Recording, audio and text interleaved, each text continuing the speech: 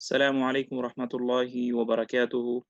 نحمده ونصلي على رسوله الكريم وعلى آله وصحبه أجمعين وأنه معهم برحمتك وعفوك يا أرحم الراحمين.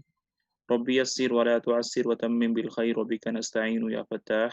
اللهم انفعنا بما علمتنا وعلمنا ما ينفعنا وزدنا علما يا أرحم الراحمين.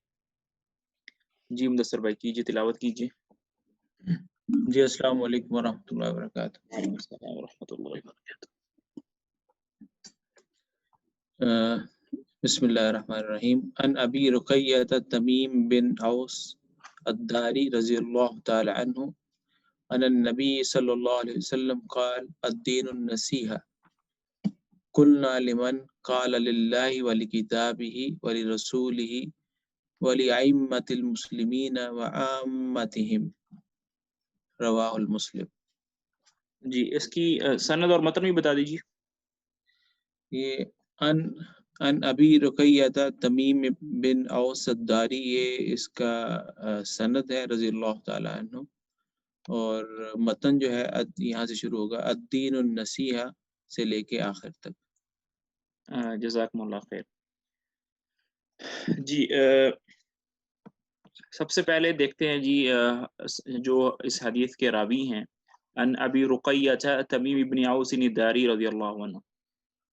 ابی رقیہ جو ہے یہ ان کی کنیت ہے، اور جو صحابی ہیں جنہوں نے اس حدیث کو روایت کیا ہے وہ تمیم ہیں، حضرت تمیم رضی اللہ تعالی عنہ ہیں. اور ابی رقیہ جو ہے وہ ان کی کنیت ہے، اور رقیہ جو ان کی ایک صاحبزادی تھی، اور ان کی ایک ہی صاحبزادی تھی، اور انہی کے نام سے ان کو کنیت حاصل ہے. اور الداری جو ہے یہ دار سے نکلا ہے، الدار، تو یہ نسبت ہے ان کے قبیلے کی طرف، جیسے ہم کہتے ہیں قریشی، مکی، مدنی، تو یہ اس قبیلے سے تعلق رکھتے تھے. تمیم داری رضی اللہ تعالیٰ عنہ جو تھے وہ فلسطین کے رہنے والے تھے، اور اسلام قبول کرنے سے پہلے عیسائی مذہب پر تھے. اور ان کے بارے میں مشہور تھا کہ اپنے مذہب میں، عیسائی میں، بہت زیادہ عبادت گزار تھے، زاہد اور عابد اور راہب تھے. اور راہب جیسا کہ آپ کو پتہ ہے کہ دنیا سے منقطع ہو کر خلوت میں چلے جانا اور عبادت کے اندر مشغول رہنا، اس کو رہبانیت کہتے ہیں. تو یہ بہت زیادہ بڑے راہب اور زاہد تھے. لیکن اسلام کے اندر جو رہبانیت ہے وہ حرام ہے. اسلام رہبانیت کی اجازت نہیں دیتا. آپ کو معاشرے کے اندر رہ کر ہی اپنے مسئولیات، اپنے حقوق بھی ادا کرنے ہوتے ہیں، اپنی ذمہ داریاں بھی ادا کرنی ہوتی ہیں. فلسطین کے رہنے والے تھے، اور 9 ہجری میں آپ رضی اللہ تعالیٰ عنہ نے اسلام قبول کیا.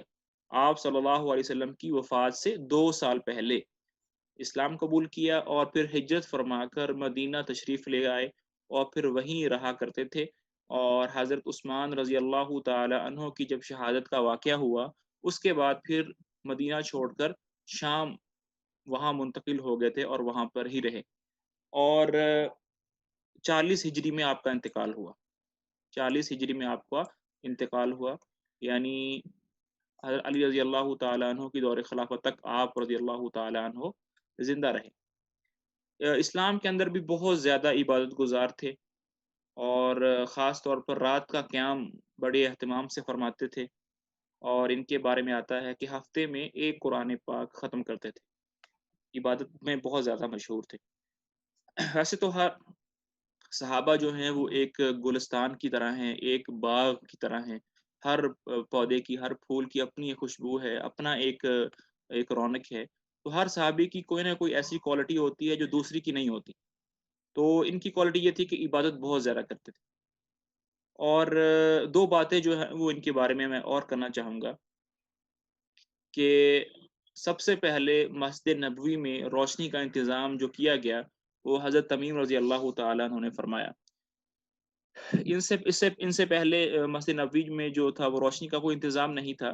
تو حضرت تمیم رضی اللہ تعالیٰ عنہ نے پہلی مرتبہ وہ چراغ منگوائے جو کہ کھجور کے تیل سے جلتے تھے، تو روشنی کا انتظام فرمایا. تو آپ صلی اللہ علیہ وسلم نہایت خوش ہوئے اور دعائیں فرمائی. دوسرا، آپ صلی اللہ علیہ وسلم جب شروع میں صحابہ کے ساتھ خطاب فرمایا کرتے تھے، تو ایک کھجور کا ایک درخت تھا جس کے بارے میں آپ نے سنا بھی ہوگا کہ وہ بعد میں روتا تھا.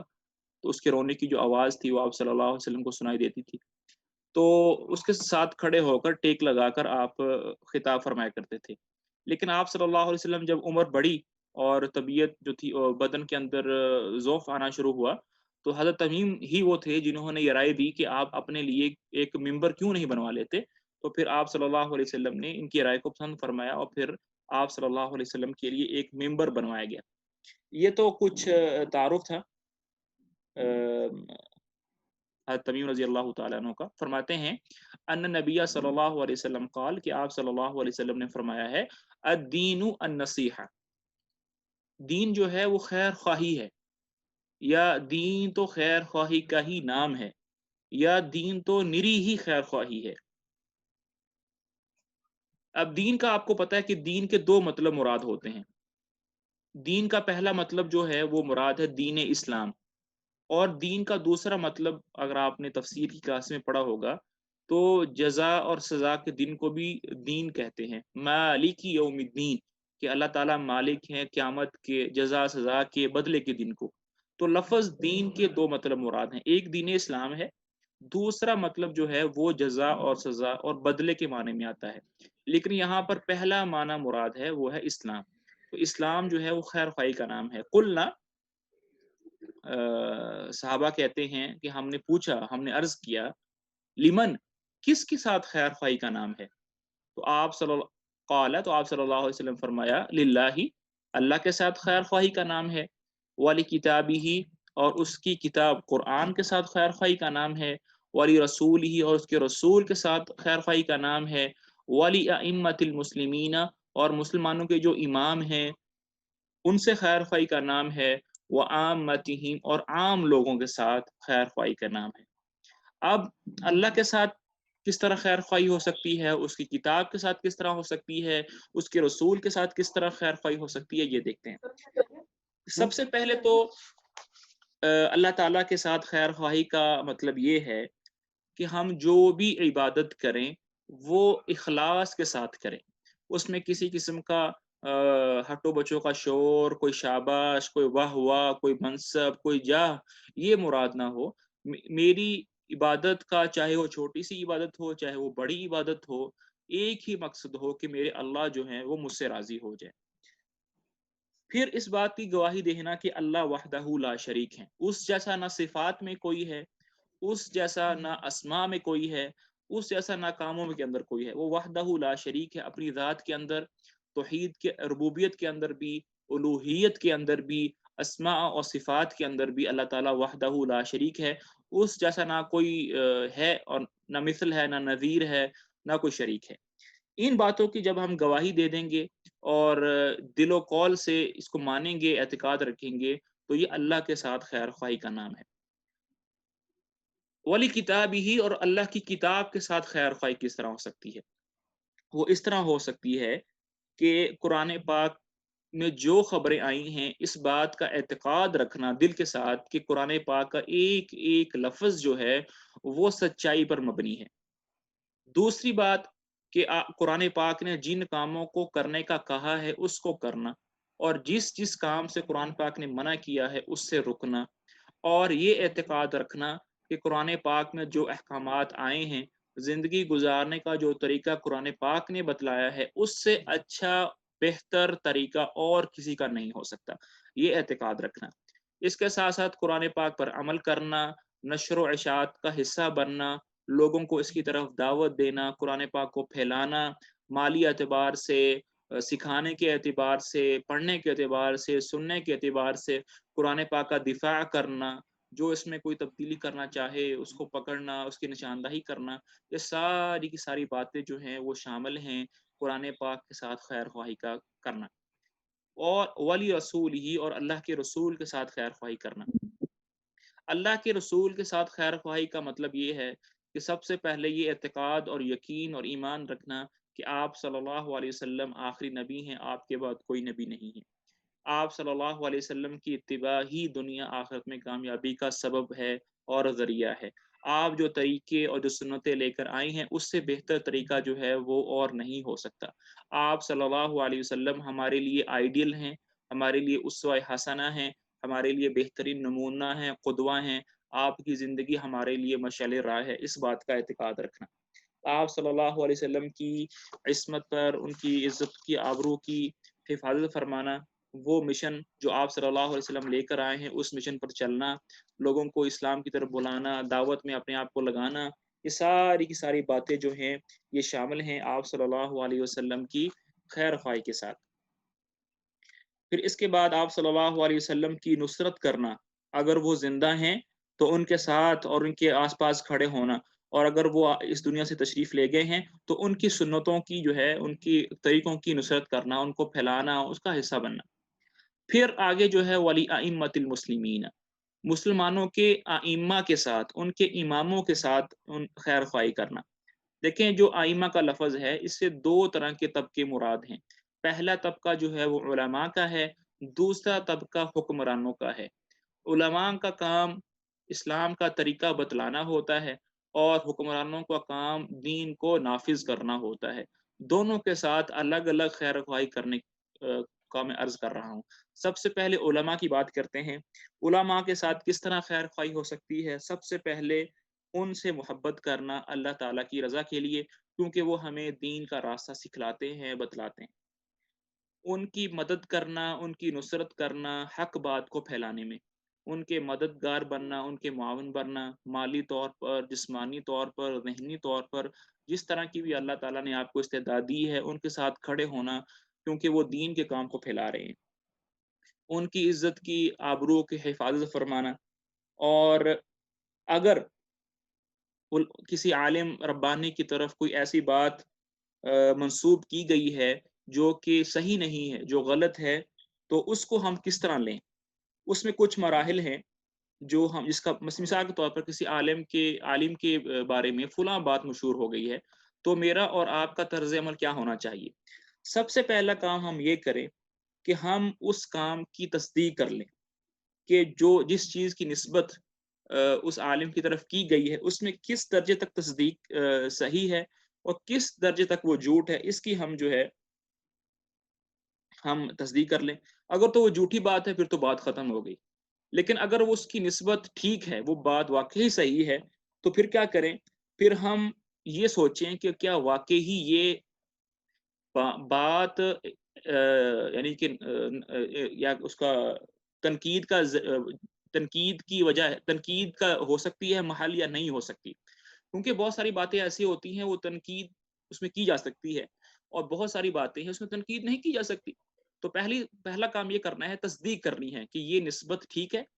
اگر ٹھیک ہے تو کیا یہ تنقید کی جگہ ہو سکتی ہے، اس میں تنقید ہو سکتی ہے کہ نہیں ہو سکتی؟ اگر تو تنقید نہیں ہو سکتی، پھر تو بات ہی ختم۔ لیکن اگر تنقید ہو سکتی ہے تو پھر کیا کریں؟ پھر آپ جو ہے کیا کریں کہ آپ پر واجب ہے کہ آپ علماء کی جو ہے وہ ان کے اعراض کی، ان کی عزت آبرو کی حفاظت فرمائیں۔ تو یہ چیزیں جو ہے وہ ہم نے کرنی ہے۔ لیکن اگر جو ہے وہ عالم جو ہے وہ غلط ہے، تو ہم ان کے ساتھ ان کو سمجھا بھی سکتے ہیں، ان سے عرض بھی کر سکتے ہیں، لیکن عرض کرنے کا طریقہ کیا ہے؟ علیحدگی میں، اکیلے میں لے جا کر ان کو نصیحت کر سکتے ہیں، کیونکہ عالم ہے، وہ نبی تو نہیں ہے، انسان ہے، ہر انسان سے غلطی کی ہو سکتی ہے، تو ان کو پیار محبت سے ہم سمجھا بھی سکتے ہیں، ان سے عرض بھی کر سکتے ہیں، ان کو بتا بھی سکتے ہیں، کیونکہ بعض اوقات ایک آدمی کو کوئی بات سمجھ میں نہیں آ رہی ہوتی ہے، دوسرے آدمی کو سمجھ میں آ رہی ہوتی ہے، تو اس کی تصدیق کر سکتے ہیں۔ مثال کے طور پر ابھی آپ آج کے دن میں مولانا طارق جمیل صاحب کے بارے میں ایک بات بڑی چل رہی ہے کہ انہوں نے ایک شادی کے اندر شرکت فرمائی، جس پر تقریباً پتہ نہیں کہتے ہیں 20 کروڑ، پتہ نہیں کتنے کروڑ روپے خرچہ آیا تھا، اور مولانا وہاں پر نکاح پڑھانے کے لیے گیا تو مولانا کو 10 لاکھ روپے نکاح پڑھانے کے دیے۔ تو اس طرح کی باتیں جو تھی وہ مشہور ہوئی۔ پھر مولانا سجاد نعمانی صاحب جو ہیں انڈیا کے، انہوں نے میسج کر کے پوچھا یا ان کا سب بات ہوئی، تو مولانا نے پھر فرمایا کہ نہیں، ایسی کوئی بات نہیں ہے، جتنی باتیں بھی منسوب کی گئی ہیں وہ ساری جھوٹ ہیں۔ اور پھر یہ باتیں جو ہیں یہ ہم علماء کے ساتھ رکھیں۔ اب جو حکمران ہیں ان کے ساتھ ہم کس طرح کی خیر خواہی کر سکتے ہیں؟ سب سے پہلی بات تو یہ ہے کہ ہم اعتقاد رکھیں کہ مسلمانوں کا ایک خلیفہ ہونا چاہیے، ایک امیر ہونا چاہیے، ایک قائد ہونا چاہیے، جس کے نیچے امت جو ہے وہ جمع ہو۔ ان کی جو اچھی باتیں ہیں، ان کے جو محاسن ہیں، ان کو لوگوں کے اندر پھیلانا، ان کی جو خوبیاں ہیں، صفات ہیں، ان کو لوگوں کے اندر پھیلانا، تاکہ لوگوں کے دلوں میں قائد کی، امیر کی محبت پیدا ہو، بجائے اس کے بعد وہ کام جس بات کا وہ حکم دیں اور وہ دین کے متصادم نہ ہو بلکہ وہ دین کے موافق ہو۔ اگر دین کے موافق نہیں نظر آ رہی، کم از کم اس میں امت کی منفعت نظر آ رہی ہو، تو اس کو ماننا واجب ہے، جس طرح اللہ اور اس کے رسول کی بات کو ماننا واجب ہے۔ یا ایھا الذین آمنوا اطیعوا اللہ واطیعوا الرسول، اے ایمان والو اللہ کی بات مانو اور اللہ کے رسول کی بات مانو، وَأُولِي الْأَمْرِ مِنْكُمْ، اور جس آدمی کو تمہارا قائد یا ولی الامر بنایا گیا ہے، حکمران بنایا گیا ہے، اس کی بات مانو۔ تو اگر گورنمنٹ کی طرف سے ہر وہ فیصلہ آتا ہے جو قرآن اور حدیث اور اسلام کے موافق ہے یا اس کے اندر امت کی منفعت ہے، اصلاح ہے، تو اس کو ماننا واجب ہے، جس طرح اللہ کی بات کو ماننا واجب ہے۔ مثال کے طور پر اگر خدا نہ خواستہ کسی ملک میں ہیضہ پھیل جائے اور حکمران کہہ دے کہ خربوزے کی اور تربوز کی خرید و فروخت منع ہے، پابندی ہے، تو ہم سب کو اس کی بات ماننی چاہیے اور ہم نہیں خریدنا چاہیے۔ اب جو خریدے گا وہ گناہ گار ہوگا۔ مثال کے طور پر 2015 میں سعودی عرب میں اونٹ کے اندر ایک ایسی بیماری آ گئی تھی کہ جو آدمی گوشت یا دودھ کا استعمال کرتا تھا وہ بیماری اس کو لگ جاتی تھی۔ تو اس وقت میں بھی حج میں تھا، تو گورنمنٹ نے یہ اعلان کیا تھا کہ اونٹ کی قربانی جائز نہیں ہے۔ تو اب وہ بات کو ماننا یہ میرے اور ذمے ہے کہ ایک ایسا حکم آیا ہے گورنمنٹ کی طرف سے، تو اس کو ماننا ضروری ہے۔ اس طرح ٹریفک کے قوانین ہیں، ہر وہ قانون، ہر وہ فیصلہ جو حکومت کی طرف سے آئے جو اسلام کے موافق ہو یا امت کی منفعت اس کے اندر ہو، اس کو ماننا واجب ہے، جس طرح اللہ اس کے رسول کی بات کو ماننا واجب ہے۔ لیکن اگر وہ ایسی بات کا حکم دیں جس میں متصادم ہے، اسلام کے خلاف ہے، پھر اس میں اطاعت کرنا واجب نہیں ہے۔ اس کے بعد دیکھیں، ابھی چونکہ پاکستان میں تو امیر نہیں ہے، اس میں جمہوریت ہے۔ کب امت کے لیے جائز ہے کہ وہ اپنے بادشاہ کے خلاف نکل پڑے؟ کب؟ یعنی کہ اس کو کہتے ہیں خروج کر لے۔ تب کر لے جب وہ اپنے بادشاہ سے یا اپنے حکمران سے ایسا عمل دیکھے جو کہ کفر ہو، اور ایسا کفر ہو جو کہ بالکل واضح ہو، اور اس کے بارے میں ہمارے پاس قرآن پاک سے یا سنت سے واضح دلیل ہو، اور ہمارے پاس استعداد ہو کہ ہم اپنے حکمران کے خلاف نکل سکتے ہیں۔ اگر یہ 4 شرطیں پوری ہوتی ہیں تو ہم اس کے خلاف نکل سکتے ہیں۔ لیکن اگر ان 4 شرطوں میں سے ایک شرط بھی فوت ہو جاتی ہے، پھر امیر کے اور حکمران کے خلاف نکلنا جائز نہیں ہے، پھر ہمیں صبر کرنا چاہیے اور اللہ سے دعا کرنی چاہیے۔ اس کے بعد عامتہم، کہ عام لوگوں کے ساتھ خیر خواہی کریں۔ عام لوگوں کے ساتھ خیر خواہی کیسے کر سکتے ہیں؟